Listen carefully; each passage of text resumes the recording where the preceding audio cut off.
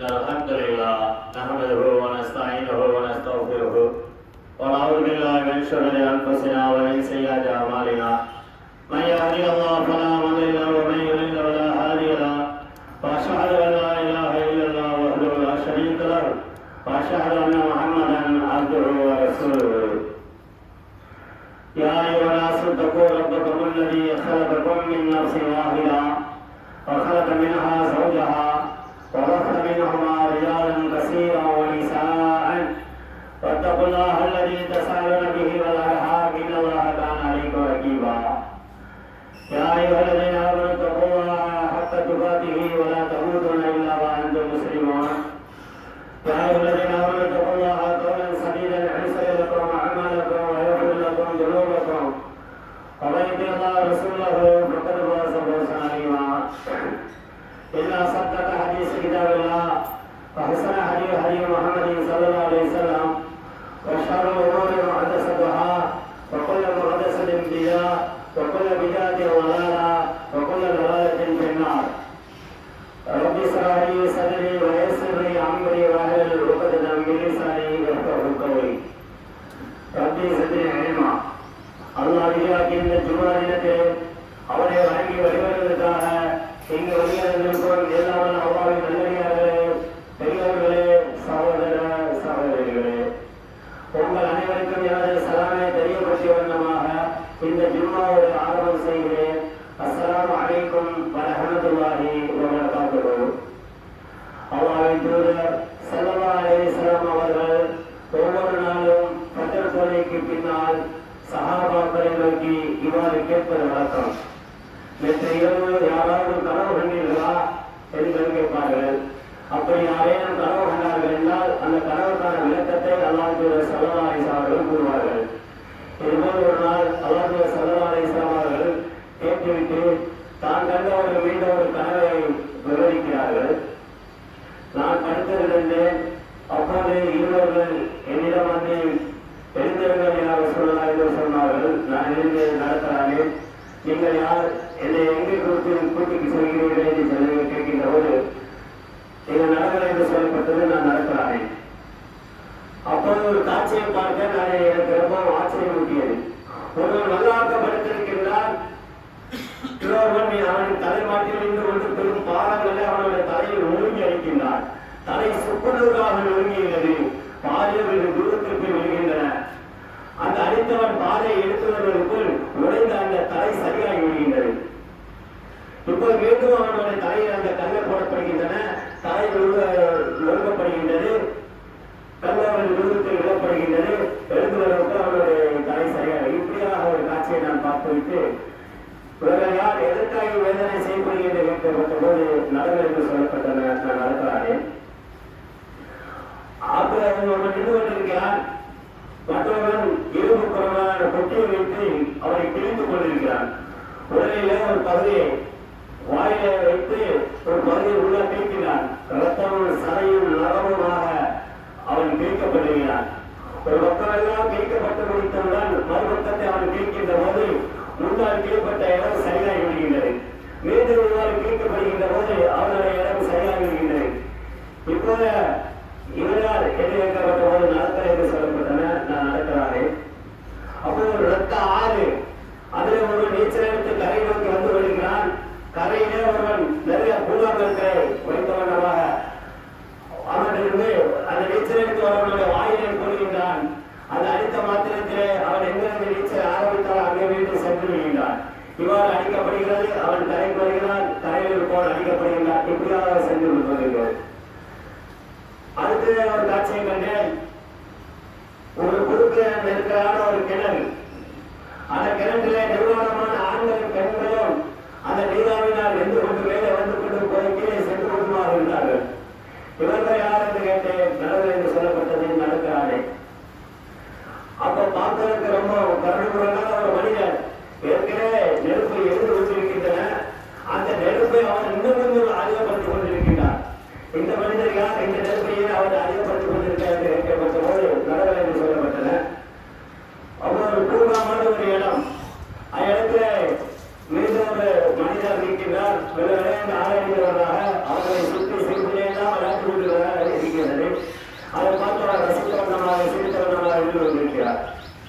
இந்த மனிதர்கள் யார், இந்த மனிதர் யார், இந்த பிள்ளைகள் யார் நடங்கள் என்று சொல்லப்பட்ட நடத்தாரே.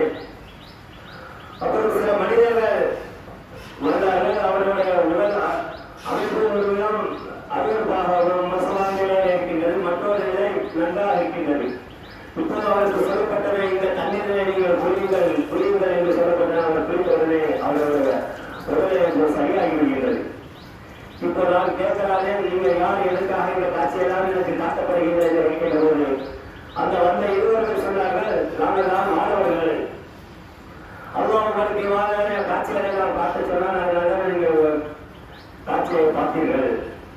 முதலாவது ஒரு தலை அடிக்கப்பட்டு நொறுக்கப்பட்டதே அவர் யார் என்றால் குரானை ஓதி மறந்தவர், கொள்கையை தொழாமல் தூங்கியவர். இன்னைக்கு இந்த இரண்டு விஷயங்களும் பரவலான மனிதர்களிடம் இருந்து கொண்டிருக்கின்றன. மற்ற எல்லா வக்துகளும் தொடர்புகளும் பகல் நேரத்தில் பார்த்தா ஆளை காணாப்படுவார், பார்த்தா பிஸியா இருக்கிறேன். இதே போல குரானை ஓதி மறந்தது ஒரு பக்கம் இருக்கின்றது. சிறுவையா இருக்கும்போது குரான் ஓதி இருக்கும், இப்போ வேலை தொழில்காரமா அதிகாரமா அப்படியே போய் மறந்து இருக்கும். அறிவுபூர்வமான மறதி. மற்றொன்று ஓதிக்கொண்டே இருந்தாலும், அதை படித்துக் கொண்டே இருந்தாலும், அதை தாவாக்களை செய்து கொண்டே இருந்தாலும் அதை நாம் மறந்தவர்களாக இருந்து கொண்டிருப்போம். பொய் பேசாதே, புறம் பேசாதே, மற்ற ஏழை செயல்களை செய்யாத என்றெல்லாம் குரான் எதெல்லாம் தடுத்திருக்கிறதோ, எதெல்லாம் செய்யக்கூடாது இருக்கின்றதோ அதெல்லாம் செய்யக்கூடியவர்களாக, எதெல்லாம் செய்ய சொல்கிறதோ அதெல்லாம் விட்டவர்களாக மறந்தவர்களாக இருக்கிறாரே. இது ஒரு வகையான மறதி. இப்ப இம்மாதிரியான மறதிக்கும் தூக்கத்தை விட தொழிலால் மிக சிறந்தது என்பதாக ஒவ்வொரு நாளும் பதில் தொழிலே சொல்லப்படுகின்றன.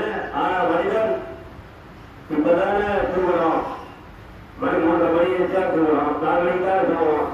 இந்த மொபைல் பெரும்பாலான தூக்கம் எல்லாத்துக்கும் 12 மணிக்கு மேலதான் ஆகிவிடுகிறது. ஆகவே பஜர் இல்லாமலே ஆகி போய் வருகிறது.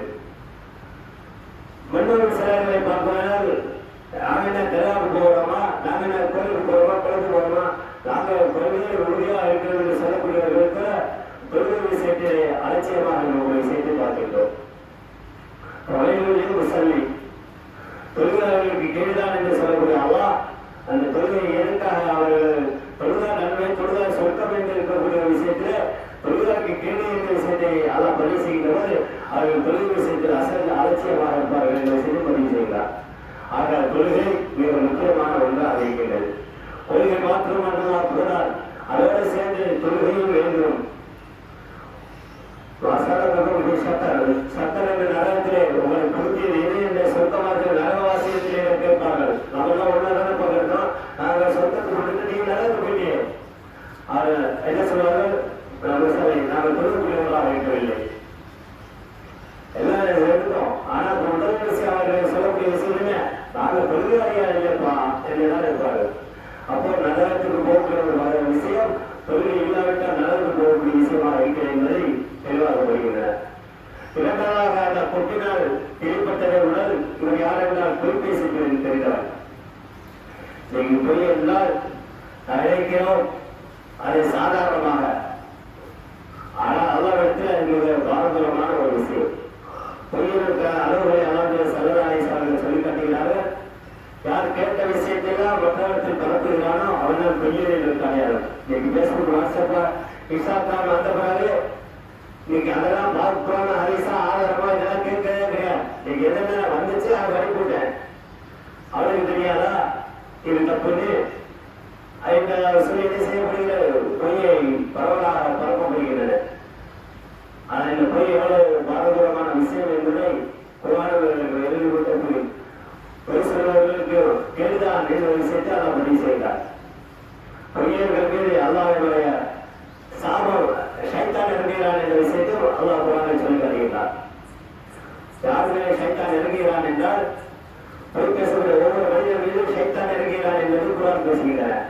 இந்த மாதிரி விஷயத்தை விட்டு அல்லாஹ் நம்மளை பாதுகாக்க வேண்டும். பொய் சொல்லாம வியாபாரம் பண்ண முடியுமா? பொய் சொல்லாம மொபைலே வச்சிருக்க முடியாது. மொபைல் எடுத்தோட பார்த்தா போயிடலாம். என்ன உங்களை தான் பார்க்க வந்துருக்கீங்க, உங்களை தான் போயிட்டாலும் விட்டுருக்கீங்க, உங்களை பார்த்தா நீங்க பார்க்காம போயிட்டீங்க. இப்படியோ பலவிதமான பொய் எதிரே ஆரம்பிக்க மொபைல் மூலமாகவும் ஆரம்பிக்கின்ற. அடுத்தது ரத்த ஆறு கொண்டிருந்தாரே அவரை யார் என்றால் வட்டியை வாங்கி விழுந்தவர். இன்னைக்கு வட்டி என்ற ஒரு பிசினஸ் ஆகிட்டு, வட்டி ஒரு வியாபாரமாக ஆயிடுச்சு. இன்னைக்கு எங்க பார்த்தாலும் கடன்காரான ஆத்திரத்தான் பல நிறுவனங்களை வலைவீசி தீர்வு கொண்டிருக்கிறார். எங்க பிளக்ஸ் வச்சிருக்காரு, உங்களுக்கு கார் வேணுமா, வீட்டுக்கு லோன் வேணுமா, எங்களை அணுகுங்கள், SMS அனுப்புங்கள், உங்களோட பதிவு செய்யுங்கள், உங்களுக்கு 100 ரூபாய் இருந்தால் போதும், உங்களோட வீட்டில் கார் வந்து நிற்கும், பைக் வந்து நிற்கும் அப்படி என்று சொல்லப்பட்டு இன்னைக்கு எல்லாரும் கடன்காரியாக வட்டிக்காரர்கள். 10வது EMI வட்டியில கணக்கிட்டம் என்று சொல்லி அதுக்கு என்ன செய்யக்கூடிய பலவிதமான விஷயங்களை கொடுக்கப்பட்டு எப்படியாவது வட்டியை சேர்க்கப்படுகின்றன. அந்த வட்டி ஆளாப்புறான்னு சொல்லி கட்ட வட்டியை வாங்காதீர்கள், வட்டியை விட்டு விடுங்கள் என்றால் வட்டி என்றைக்கும் அழியக்கூடிய தர்மம் தான் என்றைக்கும் வளரக்கூடியது. வட்டியை வாங்குபவன், வட்டியை கொடுப்பவன், வட்டிக்கு சாட்சியாக இருப்பவன், வட்டியை எழுதுபவன் அனைவரும் அல்லாஹ்வை சாபத்துக்குரியவர்கள் என்பதாக அல்லாஹ் ஸல்லல்லாஹு அலைஹி வஸல்லம் சொல்லி காட்டுகிறார்கள். மேலும் வட்டிக்காரரை பற்றி அல்லாஹ் குர்ஆனில் சொல்லி காட்டுகிறவர், நாளை மறுமையிலே ஷைத்தான் விழித்தவனை போல் அப்படியே எழுதப்படுவான் என்பதால்தான் குர்ஆன் பேசுகிறது. மற்றொரு விஷயத்தில் அவர் அல்லாஹ்விடத்தும் குருவிடத்தும் தோல்கரம் செய்ய தயாராகிவிட்டான், போர் செய்வதற்கு ஆயத்தமாயிட்டான். இந்த அளவுக்கு வலிமையாக சொல்லக்கூடிய இந்த வட்டி இன்னைக்கு என்ன ஆகப்படுகிறது? யாருமே நமக்கு கடன் தந்தானா, நம்ம யாருமே தெரியாத நம்ம கடன் தானா, அவன் வட்டிக்கு தந்தாங்க, எதுக்கு தந்தாங்க, நம்ம அவன் போய் வாங்குறாரு, சொல்லப்பட்ட நமக்கு விடுவதா இல்லை, இவங்களுக்கு நம்ம பேசுகிறார்கள், இவர்கள் தெரிகிறார்களா, அப்ப நம்ம என்ன செய்யணும்? வட்டிக்கு வாங்க வேண்டியது. இது ஏதோ ஒரு பசிக்காக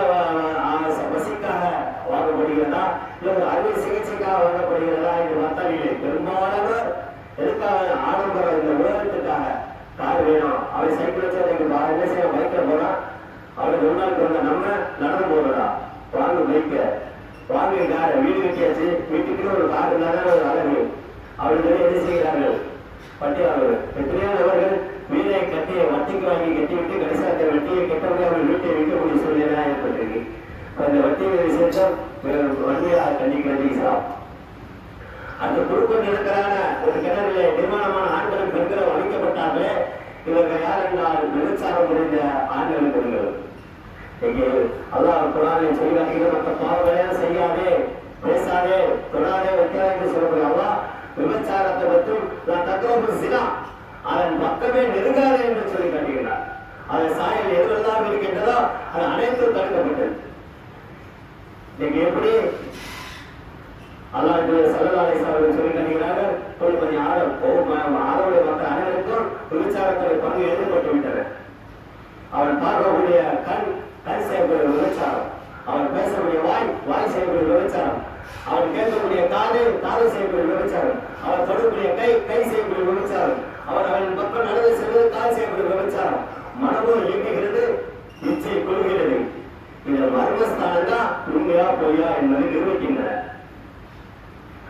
அப்போ நீங்க பார்த்தா அல்லாஹ் ஸல்லல்லாஹு அலைஹி வஸல்லம் சொல்லுவோம், ஒரு ஆணும் பெண்ணும் தனியாக மூன்றாவது ஷைத்தான் என்பதாக சொன்னாங்க. ஆனா இன்னைக்கு ஆண் வீட்டுல பெண் வீட்டுல, ஆனா மூணாவது யார் வீட்டா? ஷைத்தான். இந்த மொபைல் மூலமாக இன்னைக்கு எங்க பார்த்தாலும் பிழைப்பட தொடராக இவன் அவருடன் அவன் இவனுடன் கல்யாணமானவர்கள், கல்யாணம் ஆகாதவர்கள், நிர்வாகிகள், இப்படி பல்வேறு குற்றச்சாட்டுகள் போய்கொண்டிருக்கிற காரணம் எங்க அதன் மொத்தம் போய்கொண்டிருக்கிறதா?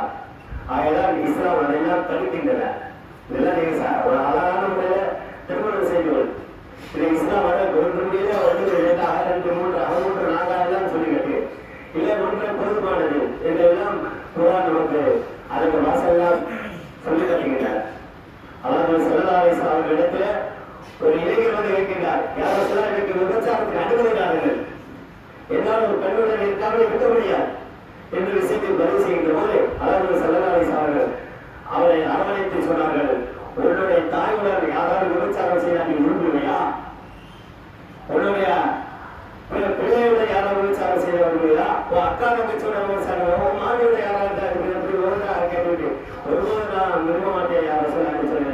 இதே போலதான் நீ விவசாயம் செய்கின்றவரா பெண் யாருக்காக தாயாகவோ, யாருக்காக மகனாகவோ, யாருக்காக தங்கையாகவோ, யாருக்காக மாமியாகவோ இருக்கலாம் என்ற விஷயத்தை பதிவு செய்வோனே அவர் அதிலிருந்து தௌபா செய்து மீட்டு விட்டார். இதெல்லாம் வரலாற்றில் நாம் பார்க்கிறோம். அப்ப கணிப்புக்கு அல்லாஹ் நல்லடியார்களே, பெரியவர்களே, சகோதரர்களே, இந்த அற்பமான உலகத்தில் அற்பமான விஷயத்துக்காக நாம் என்ன செய்து விடக்கூடாது? பாவத்தை சம்பாதித்து நரகத்தின் பக்கம் போய்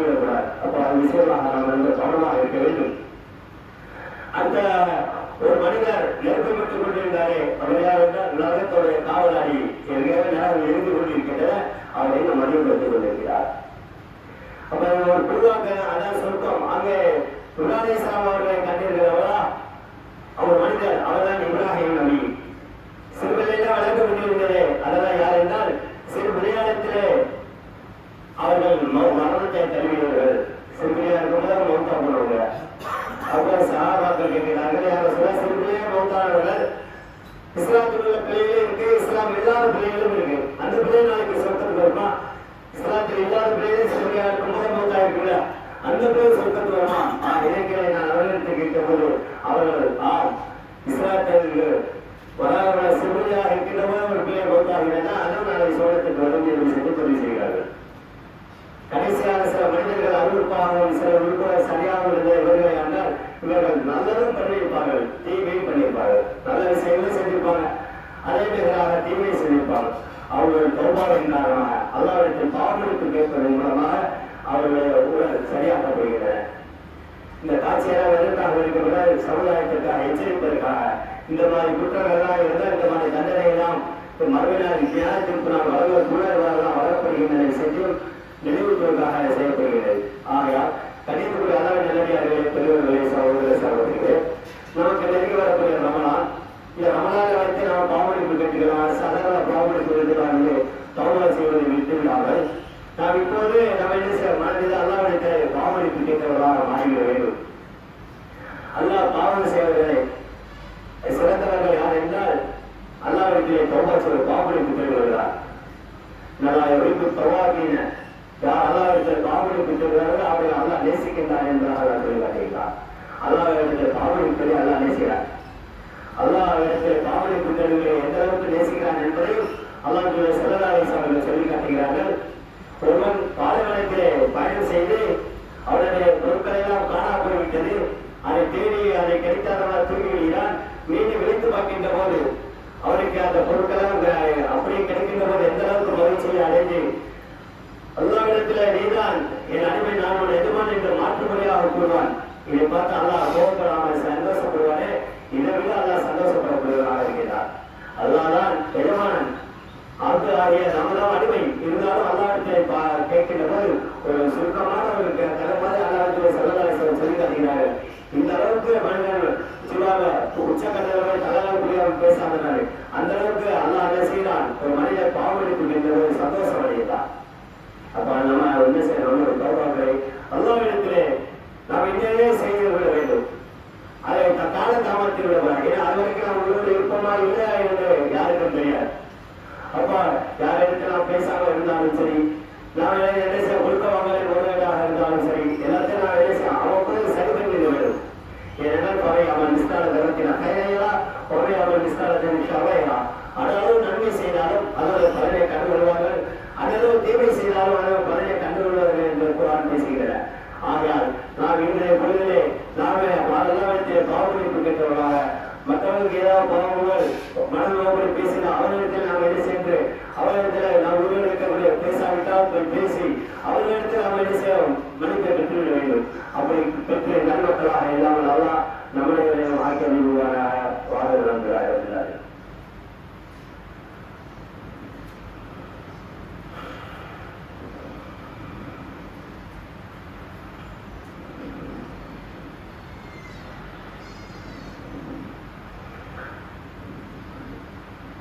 இப்போது தமிழ்நாட்டில் பரவலாக பேசக்கூடிய ஒரு விஷயம், பரவலாக நடக்கக்கூடிய விஷயங்கள், கடவுளுடைய விஷயங்கள்லாம் பார்க்கின்ற போது ஈமானுக்கு உதவிக்கக்கூடிய விஷயங்கள் பல நடந்து கொண்டிருக்கின்றன. அதில் ஒரு தத்துவமொழியாக இருக்கிறது தான் எம்மதமும் சம்மதம் என்ற ஒரு வாசகம்.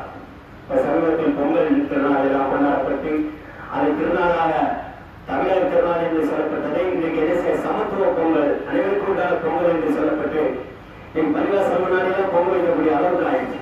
துர்கா போட்டு பொங்கல் வைக்கிறதா பேசக்கூடிய வாட்ஸ்அப்ல பேப்பர்ல எல்லாம் அந்த சமத்துவ பொங்கல் பாருங்க, முஸ்லிம்களும் கொண்டாடுகிறார்கள், பாருங்க கிறிஸ்தவர்களும் கொண்டாடுகிறார்கள் என்றெல்லாம் சொல்லப்பட்டு எம்மதமும் சம்மதம் அதுவே எனக்கு போதும் என்ற அளவுக்கு இருக்கிற மக்களிடத்தில் பரப்பப்பட்டு பேசப்பட்டு கொண்டிருக்கிறார். இது நிச்சயமாக நாம் பார்க்க வேண்டும். கடந்த தைலாக இருக்கட்டும், உழவர் திருநாளாக இருக்கட்டும், மற்ற விவசாயத்தில் மற்ற விஷயமாக இருந்தது இதெல்லாம் பார்க்கின்றவர்கள் முதல் நாள் சூரியனை வணங்கக்கூடிய நாளாகவும் மறுநாள் மாற்றை வணங்கக்கூடிய நாளாகவும் ஆட்களுக்கு மக்கள் விவசாயம் வணங்கக்கூடிய அளவுக்கு போய்கிட்டு இருக்கு. அப்ப இதெல்லாம் பார்க்கின்றவர்கள் ஒரு இஸ்லாமியனாக இருக்கக்கூடியவனா ஒரு தௌஹீதை ஏற்றுக்கொண்டனா இப்படியெல்லாம் இருக்க முடியுமா? இந்த பொங்கலை ஆதரிச்சா இந்த விஷயத்தெல்லாம் நான் சாமமாக இருக்க முடியுமா என்று பார்த்தால் கண்டிப்பாக இருக்கவே முடியாது. ஒரு முஸ்லிமானவன் கோயிலுக்கும் போகிறான், ஒரு முஸ்லிமானவன் சர்ச்சைக்கு போகிறான், ஒரு முஸ்லிமானவன் பள்ளிவாசலுக்கு தொழில் வருகிறார், ஒரு முஸ்லிமானவன் தொழிலாளருடைய விஷயத்தில் கலந்து கொண்டு அவர் இல்லாட்ட இன்னைக்கு இந்த தமிழகத்தில் இந்த திராவிட வந்திருக்க அவர் நல்ல ஒரு போன்ற விஷயங்களை பார்த்துக் கொண்டு இருக்கின்றார் என்றால் இவன் முஸ்லிமாக கருதப்படுவானா? இவன் நம்பிக்கை கொள்வதாக ஏற்றுக்கொள்ளப்படுவானா? இப்படி முரணான செய்தி அல்லவா? எந்த அளவுக்கு முரண்பாடு, எந்த விஷயத்துல அவன் நிலை ஒத்துப்போகாதவர்கள். எல்லா மதமும் இருக்கின்ற என்று சொல்கிறான் என்றால் ஏதாவது ஒரு மதம் தான் சரியாக இருக்க முடியும். எல்லா மதமும் சரி என்று யாராவது சொல்ல முடியுமா? ஒரு மதத்தில் உள்ளவர்கள் ஒரு மதத்தின் இணைய சரி என்று சொல்ல முடியாது. அப்ப எதோட சித்தாந்தம்? இப்ப எந்த மதம் குறை என்று சொல்ல முடியாது, எல்லாரும் சரி என்று சொல்ல முடியாது. அந்த அளவுக்கு தான் இருக்கின்றது. அப்ப குரான் சொல்லக்கூடிய விஷயம் என்ன? லக்கும் தினக்கும் வழியது. உங்களுடைய மாற்றம் உங்களுக்கு, எந்த மாற்றம் எனக்கு. நான் ஈமான் கொண்டிருக்கேனா அது எனக்கு சொல்லுவான், எனக்கு இதான் சரி. நீ எது சரின்னு பண்றியோ எது தவறு என்று சொல்ல அது எனக்கு பிரச்சனை கிடையாது. நீ எந்த மதத்தை வேணாலும் எந்த வழிபாடு வேணாலும் நடத்திக்கொள். ஆனா எனக்கு என்ன செய்யணும்? என் மதங்கள் எனக்கு என்ன செய்யும்? முழு சம்மதம், எனக்கு இஸ்லாம் தான் என்ற விஷயத்துக்கு ஒரு விஷயம் ஆறுகிறது. ஆனால் நீங்க என்ன செய்யப்படுகின்றன என்று பார்க்கின்றோம். ஒரே மதம் என்று சொல்லக்கூடிய திராவிடம் கூட ஒன்றே குலம் ஒருவரை தேவன் என்று சொல்லக்கூடிய அவர்களுடைய புகழ் முயற்சி கூட இந்த விஷயத்துல தவிர்த்து போயாகிறது. அன்றைய தினத்திலே பொங்கல் கொண்டாடக்கூடிய விஷயங்கள், அதை மற்றொரு இடத்திலே பேசப்படக்கூடிய விஷயங்கள், அதுக்கு வாழ்த்துக்கள் சொல்லக்கூடிய விஷயங்கள். அப்போ அவரே என்ன செய்கின்றார்? அதுக்கு முரண்படக்கூடியவராக தான் இருக்கிறார். அப்போ முரண்படாத ஒரு இது என்றால் இஸ்லாம் என்றார். ஆகதான் இஸ்லாமிய ஒரு கிராமவாசிகள் கூட்டமாக வந்து இஸ்லாத்தை தழுவினார்கள். இப்போது அல்லாஹ் குர்ஆனை 49 அத்தியாயம் 14வது வசனத்தில் சொல்கிறார், காலத்தில் அழகாக ஆமன்னா நபியே இதை நம்பிக்கை கொண்டவர்கள் கிராமவாசிகள் கூறுகின்றனர். நாங்கள் நம்பிக்கை கொண்டுதான் என்று சொல்றாங்க. அவங்கள சொல்லுகிற காலை ஒருவராக்கின் அசலம்னா ஈமான், நீங்க இதை நம்பிக்கை கொள்வது, நீங்க என்ன செய்யற இஸ்லாத்திலே இருக்கிறீர்கள். இவ்வாறு விஷயம் இது நம்பிக்கை என்று சொன்னார். சாதாரண விஷயம் அல்ல. நீங்க இஸ்லாத்தில் இருக்கிறது, ஆனா இங்க ஈமானோடு இருந்தீர்கள் என்றால் அல்லாஹ்வுக்கு கட்டுப்பட்டீர்கள் என்றால் அல்லாஹ் உங்கள் செயல்ல என்ன செய்ய மாட்டான்? வீணாக்க மாட்டான். அதற்கான கூலி கண்டிப்பா அல்லாஹ் தருவான். ஆனா இன்னைக்கு முஸ்லிம் என்ற பெயரில் இருந்து கொண்டு இன்னைக்கு இஸ்லாத்திற்கு ஈமானுக்கு கேட்டு வைக்கக்கூடிய சூழ்நிலை நீங்க பல விஷயங்களை பார்க்கணும்னா ஒரு முஸ்லிம் எந்த அளவுக்கு இருக்க வேண்டும் என்ற விஷயத்தை பார்க்கலாம். ஒரு சஹாபி திருமணம் முதல் நாள் முடிந்திருக்க மறுநாள் குளிக்க போயிருந்தால் அப்போது போருக்காக அழைப்பு விடப்படுகிறது. அந்த போரிலே கலந்து கொண்டு சகிதாக்கப்படுகின்றார். இப்போ இவர் எப்போ வந்தார் என்று கேட்கக்கூடிய அளவுக்கு இருந்தது. இப்போ இவரை குறிப்பிட்டது மலக்கமார்கள் குறிப்பிட்டதை சொல்லக்கூடிய அளவுக்கு இருந்தது. அப்போ ஒரு முருகனோட விஷயம் எந்த அளவுக்கு உருவதில்லை, நாம் சகிதாக போகிறோம். ஆனால் இந்த குளிக்கிற நேரம் கூட நமக்கு தாமதமாக கூடாது. ஆனால் நம்ம என்ன செய்ய இஸ்லாத்துக்காக போராட வேண்டிய போராடி சென்றார்களே, இவர்தான் உண்மையான முஸ்லீம். ஒரு சொல்லுக்கு அப்படியே கட்டுப்படக்கூடியவர்களாக அல்லாஹ்வுக்கு அவருடைய தூதருக்கு கட்டுப்பட்டு நடந்தார்களே, அவர்கள் தான் ஒரு முஸ்லீம். எங்க முஸ்லீம் எல்லாம் சாதாரணமாக இருந்து கொண்டிருக்கிற விஷயத்து வந்து எம்மனால சம்மதம் இந்த கைட்டி இருக்கிறதா இந்த தத்துவம். இது பெரும்பாலும் யார் பேசுவார்கள் என்றால் 2 பேர்கள் தான் அதிகமாக பேசுவார்கள். உள்ளாத அரசியல்வாதியாக இருப்பார். அவங்களோட மதத்தை உயர்த்தியோ மற்றவங்களை தாழ்த்தியோ எதிர்த்து பேச முடியாது. அப்படி பேசினான் என்றால் அவனுக்கு ஓட்டு விடுவார். ஓட்டுக்காக எல்லா மதமும் எனக்கு சம்மதம் தான், எனக்கு அவனு வேணும் இவனு வேணும் எல்லாமே வேணும் என்று சொல்லுவான். அதனால அரசியல்வாதி ஓட்டுக்காக பேச முடிய விஷயம். அடுத்த நடிகர்கள் பேசுவார்கள். இதே மாதிரி விஷயத்தை யார் பேசுவா? எம்மதம் சம்மதம் விஷயத்தை யார் பேசுவா? நடிகர்கள் பேசுவார். ஏன்னா அவன் பலம் போடுறதில்ல, அப்படின்னா அவனுக்கு சம்பளம் உயர்வு கிடைக்கும். இவன் நான் எம்மதம் தான் சம்மதம் கரெக்டு, மற்றதான் தப்பு என்று சொன்னானோ இல்லை அதை எதிர்த்தானோ அதை சொன்னாலோ என்ன போடுவான், அவனோட பலம் ஓடாது. அதை பத்தி அவன் வேலையை காட்டினான், இவன் படத்தில் போகக்கூடாது என்று சொல்லுவார். ஆனால் எல்லா மதமும் எனக்கு சம்மதம் இல்லைன்னா முஸ்லிம் பார்ப்பார்கள், கிறிஸ்தவர்களும் பார்ப்பார்கள், எந்த மதமும் இல்லை என்று சொல்லக்கூடியவர்கள் பார்ப்பார்கள், எல்லா மதமும் இருக்கு என்று சொல்லக்கூடிய பார்ப்பார்கள் என்பது. அப்ப நடிகர்கள் நடிக்கிறதுக்காக அவர் நோட்டுக்காக வேலை செய்கிறார். அரசியல்வாதி அந்த மொழியை தத்துவமொழியை எதுக்காக பேசுகிறார்? ஓட்டுக்காக பேசுகிறார். நாம் எதற்காக இருக்கிறோம்? நாம் மதுரைக்காக இருக்கிறவர்கள். எம்மதம் என்ற சம்பளம் என்ற கான்செப்ட் நமக்கு சரி வருமா? ஒருபோதும் சரி வராது. உதாரணமாக ஒரு விஷயத்தை சொல்லி நிறைவு செய்கின்றேன். தற்போதைய ஜனவரி 1ஆம் தேதி அன்று நியூயார்க்ல மேலாக பதவியேற்றார். நள்ளிரவு ஒரு மணிக்கு பதவியேற்கிறார். யார் என்றால் ஜொஹரான் மம்தானி என்ற இந்திய வம்சாவளியை சேர்ந்த ஒரு முஸ்லிமானவர் அந்த அமெரிக்கா நியூயார்க்கில் அவர் மேலாக தேர்ந்தெடுக்கப்பட்டு பதவியேற்கின்றார். அவர் பதவியேற்பது சாதாரண விஷயம் அல்ல. ஜனநாயக போர் என்று சொல்வார்கள். ஜனநாயக கட்சியில் இருந்து இடதுசாரிகளை முன்னிட்டு அவர் பேசி வெற்றி பெற்றார். ட்ரம்போ அந்த நாட்டோட குடியரசுத் தலைவராக பிரதமராக அவர் ட்ரம்போ கூட அவருக்கு எதிராக சூழ்ச்சி செய்கிறார். இந்த ஒரு முஸ்லிமானவர் எந்த காரணத்தை வந்துடக்கூடாது என்பதற்காக அவரோட கட்சிக்கு சேர்ந்ததாக இருந்தாலும் அதை அவர்கள் எதிர்க்கக்கூடியவராக இருந்தார். அதுக்காக ஒரு ஆள் நிப்பாட்டி அவருடைய கட்சியிலிருந்து அவர் ஆண்டு விலைக்கு அவர் ஒரு ஆள் நிப்பாட்டி அவர் என்ன செய்ய அவருக்கு எதிராக பிரச்சாரம் பிடித்தார். ஆனால் அவர் படும் தோல்வி அடைந்தார். கடைசியில் யார் வெற்றி பெற்றார் என்றால் இந்த மம்தானி என்ற நபர் தான் வெற்றி பெற்றார். வெற்றி பெற்றுவிட்டு பதவியை இருக்கின்ற போது அவர் சொன்ன ஒரு முதல் விஷயம் என்ன தெரியுமா? நான் ஒரு முஸ்லிம், நான் எந்த மதத்துக்கும் தீங்கிழைக்க மாட்டேன். இந்த விஷயம் யாருக்கா வருமா? முதல்ல இன்னைக்கு இருக்கக்கூடிய எத்தனையோ எம்பிகள் இருக்காங்க, எம்எல்ஏ இருக்காங்க. நான் ஒரு முஸ்லீம் சொல்றதுக்கு வெட்டப்படுறேன். நான் முஸ்லீம் சொன்னா மொத்தமாக நமக்கு என்ன செய்ய எழுதி வரணுமோ என்பதுதான் வெட்டப்படுறோம். நான் முஸ்லீம் என்று சொல்வதற்கு வெட்டப்படுகிறான். பள்ளிவாசலுக்கு தொழுவதற்கு வெட்டப்படுகிறான். நாம் போய் முஸ்லீம் பையசோட தொழுதா மொத்தமாக நம்ம மதிப்பாங்களா என்று தொழுவதற்கு கூட வெட்டப்படுகிறார்கள். ஆனால் அந்த மனிதர் என்ன சொல்கிறார்? நான் ஒரு முஸ்லீம், என்னால் எந்த மதத்துக்கும் தீங்கிழைக்கிறார். யாராவது நான் ஆச்சரிக்கிறதோ இந்த மாற்றுக்காக ஏதாவது செய்தால் நான் அது முதலாக தடுப்பு விடுவனாக இருப்பேன் என்று சொல்லி குரான் மூலமாக அவர் என்ன செய்ய உறுதிமொழி இருக்கின்றார்.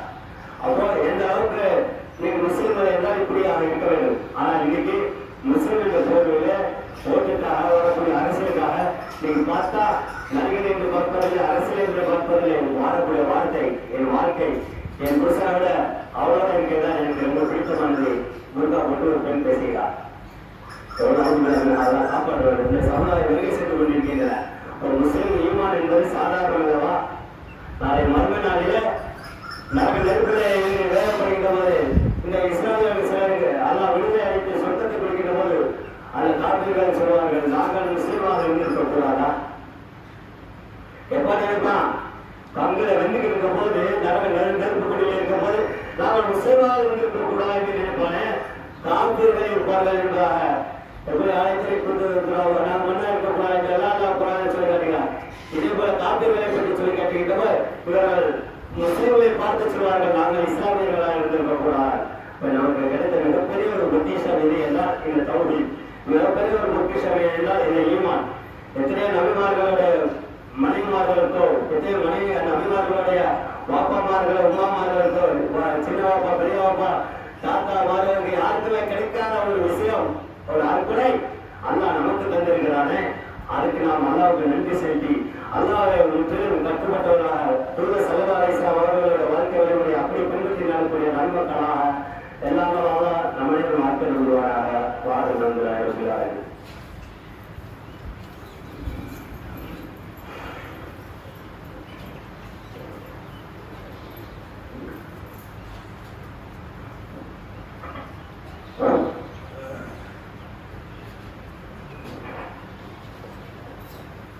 الله أكبر الله أكبر أشهد أن لا إله إلا الله أشهد أن محمدا رسول الله حي على الصلاة حي على الفلاح قد قامت الصلاة قد قامت الصلاة الله أكبر الله أكبر لا إله إلا الله.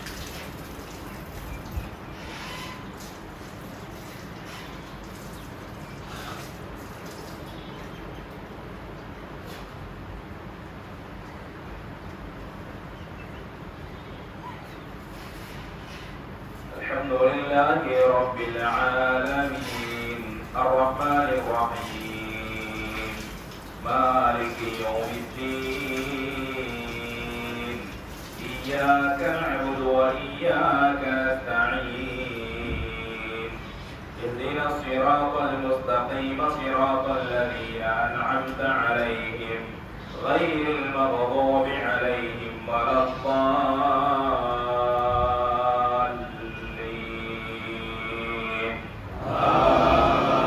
آمين.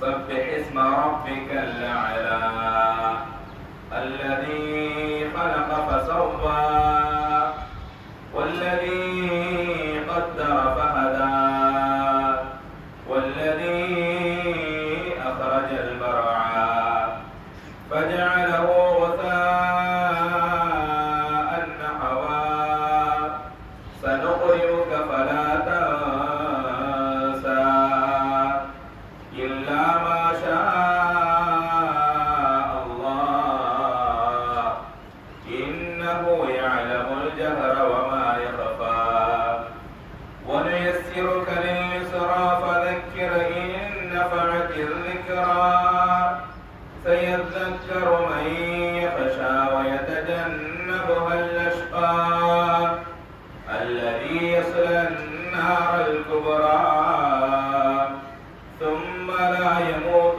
فيها ولا يحيا قد أفلح من تزكى وذكر اسم ربه فصلى بل تؤثرون الحياة الدنيا والآخرة خير وأبقى إن هذا لفي الصحف الأولى صحف إبراهيم وموسى. الله أكبر.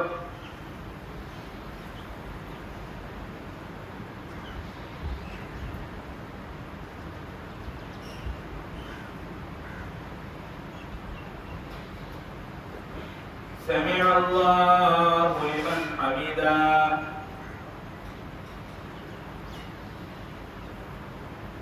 الله أكبر.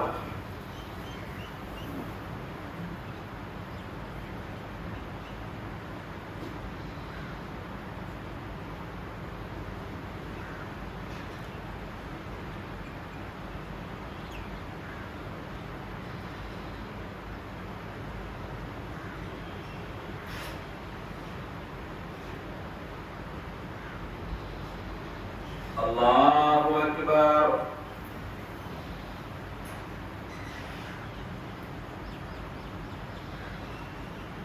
الله أكبر.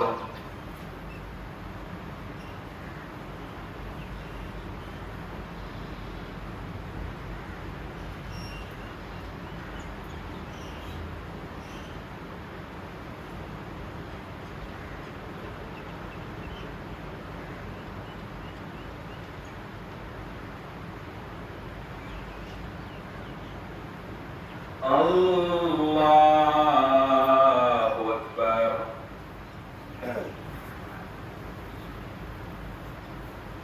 الحمد لله رب العالمين الرحمن الرحيم مالك يوم الدين إياك نعبد وإياك نستعين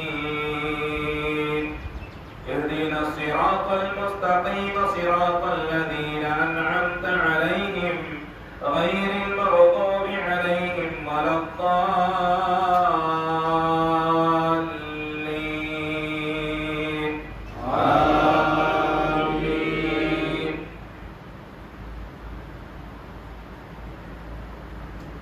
هل أتاك حديث الغاشية وجوه يومئذ خاشعة عاملة ناصبة تصلى نارا حامية تسقى من عين آنية ليس لهم طعام إلا من ضريع لا يسمن ولا يغني من جوع وجوه يومئذ ناعمة لسعيها راضية في جنة عالية لا تسمع فيها لاغية فيها عين جارية فيها سرر مرفوعة وأكواب موضوعة ونمارق مصفوفة وزرابي مبثوثة أفلا ينظرون إلى الإبل كيف خلقت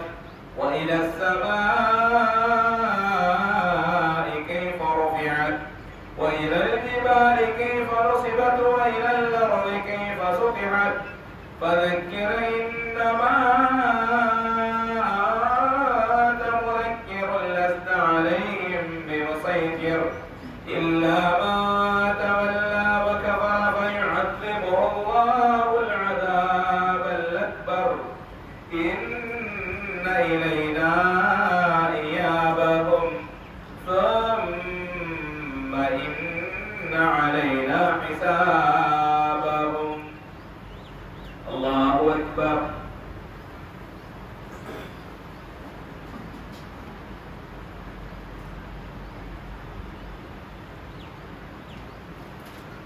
سمع الله لمن حمده. الله أكبر.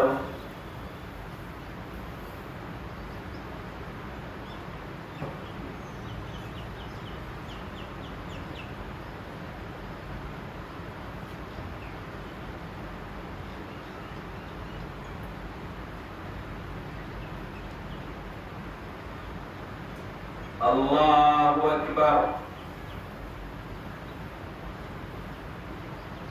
الله أكبر.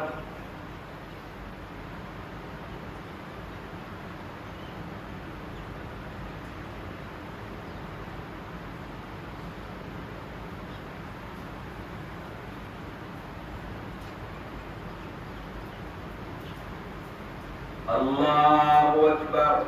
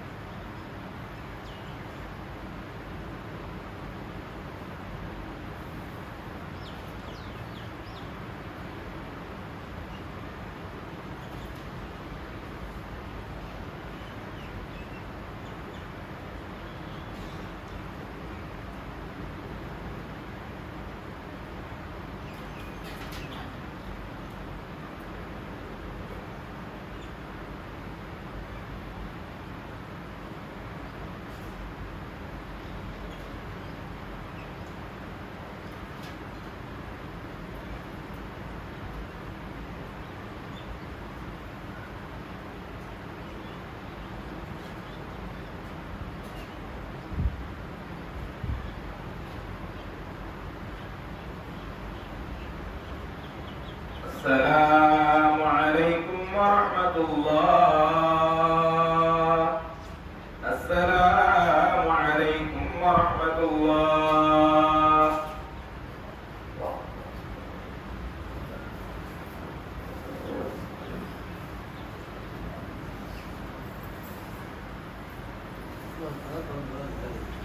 الله